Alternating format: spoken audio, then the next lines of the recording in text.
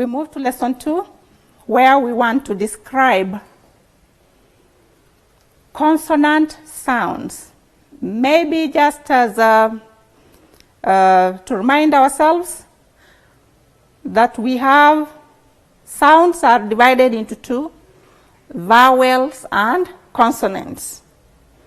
Those are the two basic categories. And we want to start with the first one, that is consonants.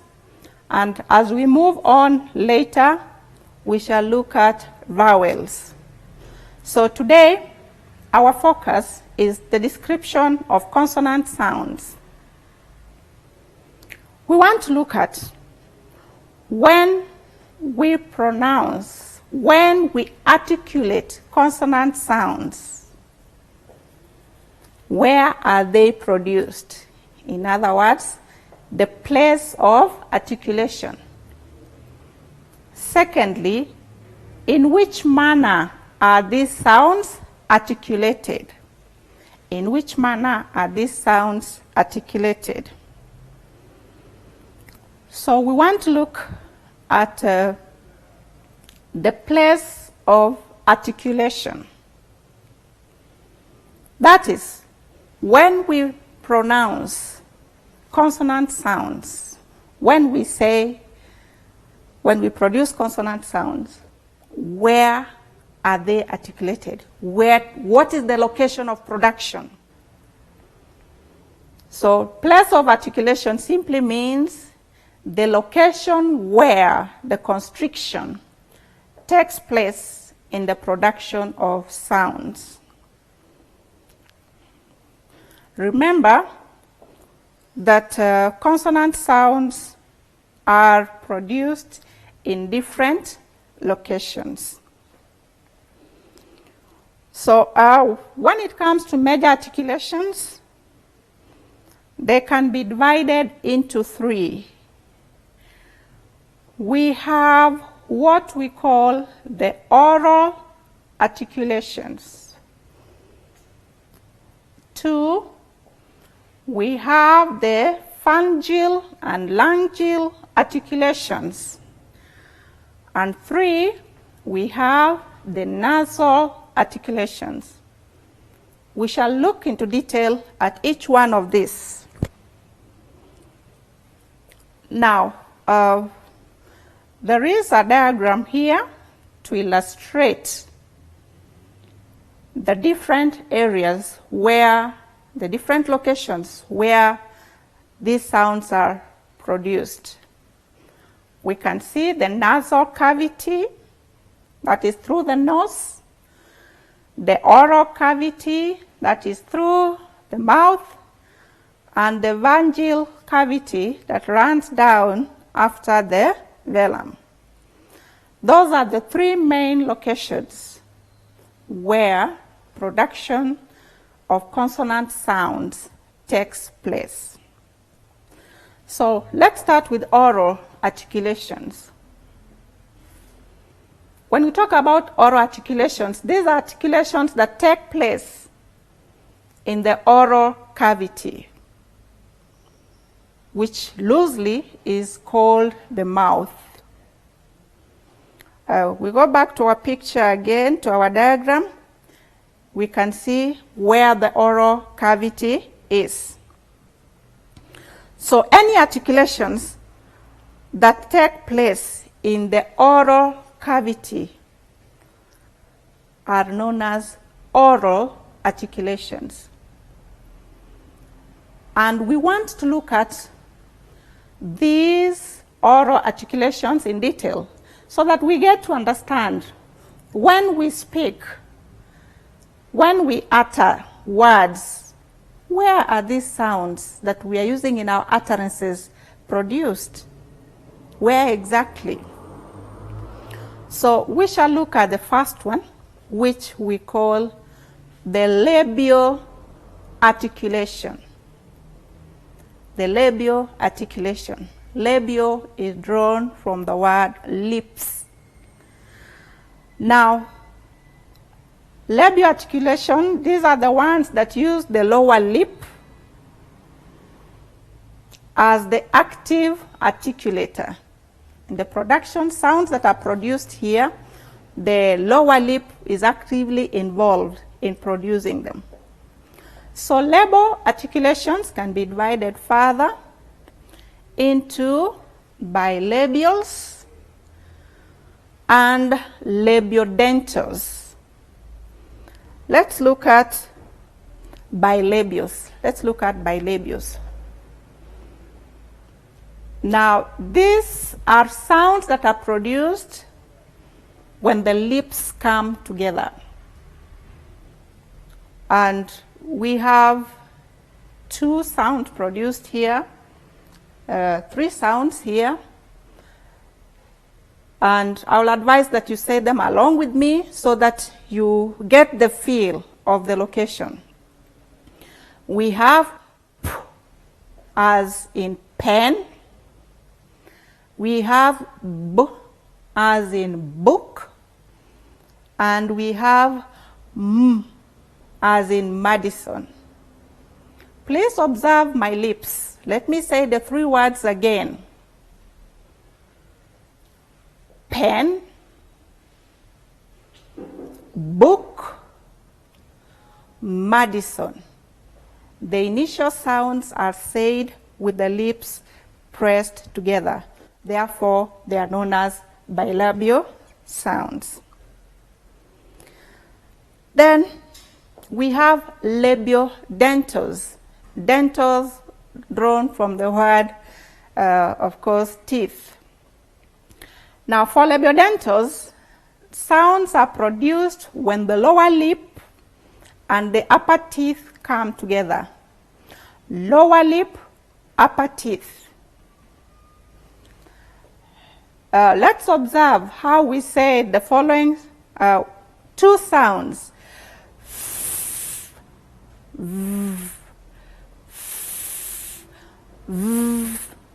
For example, for the first sound, foolish, foolish.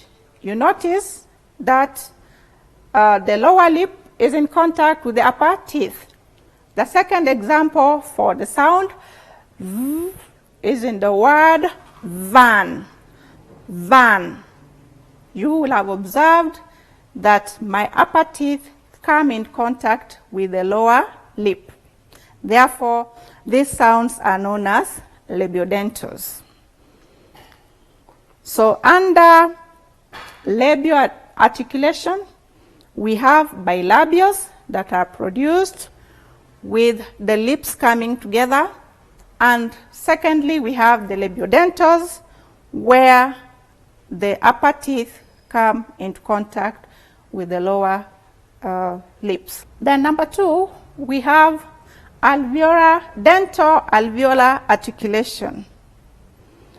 Dental alveolar articulation. These are the sounds that are produced when the tip and the blade of the tongue are actively involved. Remember, we said the tip of the tongue is the front part of the tongue. The blade are the sides of the tongue, and the upper part of the tongue, that is the body of the tongue. So in dental alveolar articulation, here we have the tip and the blade of the tongue being actively involved. Dental alveolar articulation is divided into 3.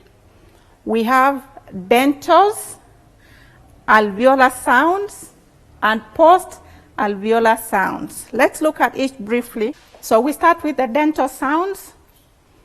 These are sounds that are produced when the tip of the tongue touches the teeth. This can happen in 2 different ways. Either the tip of the tongue touching the upper front teeth, or they can also occur when the tip of the tongue comes between the upper teeth and the lower teeth. Sounds produced in this manner, that is, the upper teeth and the lower teeth, the tongue coming in between, they are known as interdentals. Let's look at examples. When we say the word thin, thin, thin, you notice when we say the initial sound of this word, the tongue is in between the upper and the lower teeth. Another word we can look at is think. Think. Observe the position of my teeth and the lips. Then two other examples are those, and that. The initial sounds in each of these words is said when the tongue comes in between the upper teeth and the lower teeth. Therefore, they are referred to as interdentals. Then we have alveolar sounds. These are sounds that are formed when the front part of the tongue touches the alveolar ridge. It is important to remind ourselves that the alveolar ridge is the bony ridge immediately behind the upper teeth. Take your upper teeth, roll your tongue from the upper teeth. The next part it touches is a group of ridges, and that is the alveolar ridge. So we have sounds that are formed when the front part of the tongue touches the alveolar ridge. And some of these sounds include t, d, n, l, r. You'll notice that the tongue touches the alveolar ridge. I have them in examples in the following words. For t, we have tooth, the initial sound of tooth, tunnel. For d, we have den, doubt. For n, we have noon, naughty. For l, we have lap. And for r, we have right. I hope you are taking notes with me, and you can add examples of your own. Then we have post-alveolar sounds. These are sounds that are articulated when the tip of the tongue is raised to the alveolar ridge, while the front part of the tongue is curved towards the roof of the mouth. We have the tongue again involved, the alveolar ridge involved, but this time we are talking about the front part of the tongue curves towards the roof of the mouth, which we already called the hard palate, and then pronouncing the sound. There are 4 such sounds. We have j in the word jag, jump. We have ch in the words chair, charge. We have sh in the words shut, show, share, and j in the words pleasure and leisure.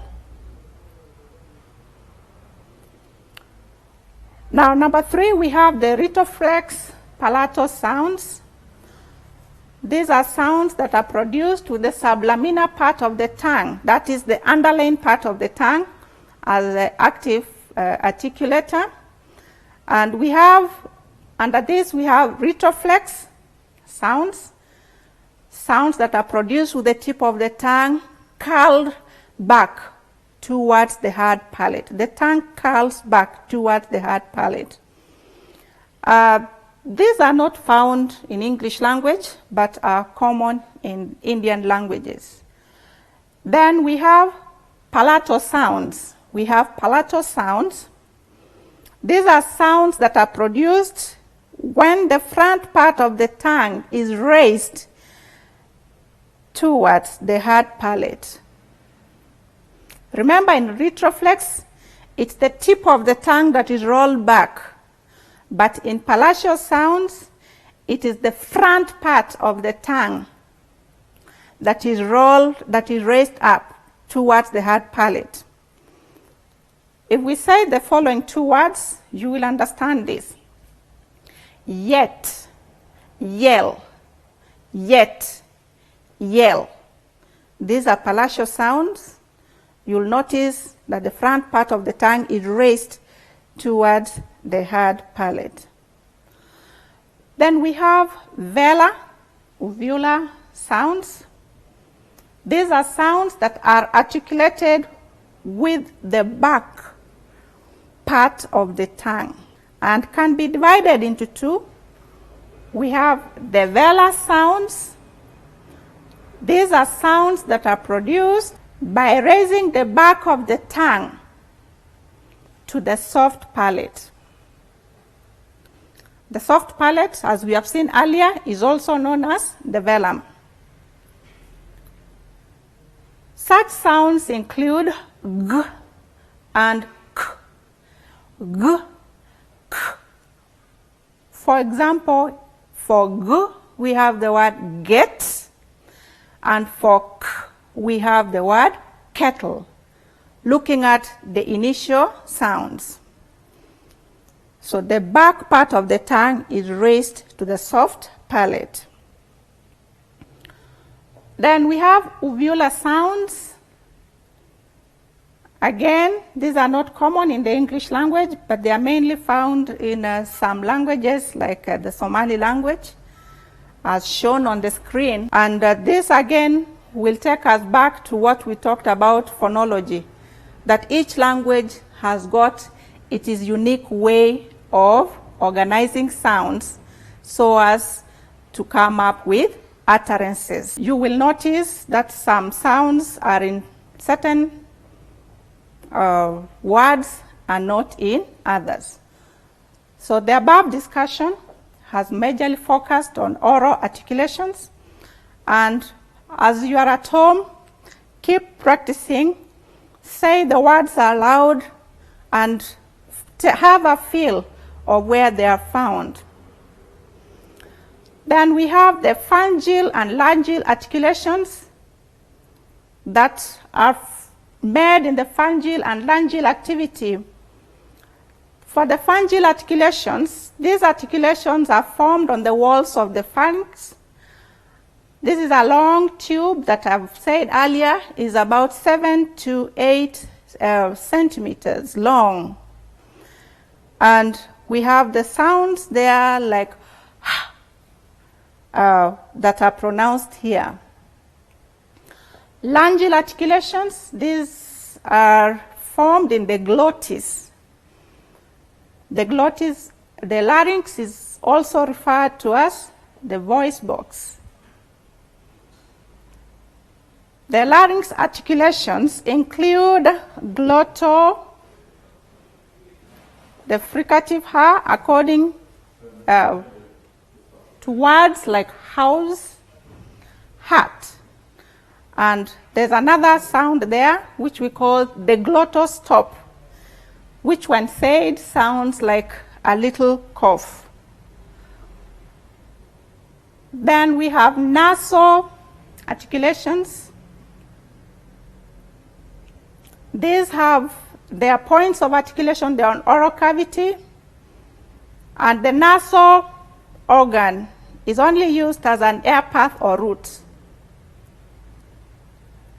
There are 7 sounds produced in the nasal cavity as shown below. The most common ones in English are m, n, ng. M as in man, n as in noon, and ng as in sing, the last sound. So I've also given other examples here. N for nonsense, m for menace, ng for sing. So we come to the end of that, but there's an exercise that I've given. Try to pronounce the initial sounds of the following words and identify the place of articulation of each one. Please write down those words and look at the initial sounds only. articulate them and identify where they are articulated. So we come to the end of lesson 2. These televised lectures supplement our robust online learning going on our MKU online platform. You can view more on our televised lectures via our online platform. We are in a digital era, and Mount Kenya University knows this. The following are the steps to follow so as to complete your online application. Download the application form from the website www.mku.ac.ke. Attach copies of your academic certificates and ID. Pay the application fees via M-Pesa pay bill number 270988. Your ID is the account number. 2,000 shillings is the charge for a postgraduate. You can also deposit in the bank accounts provided on the website. Then email all the above to apply@mku.ac.ke.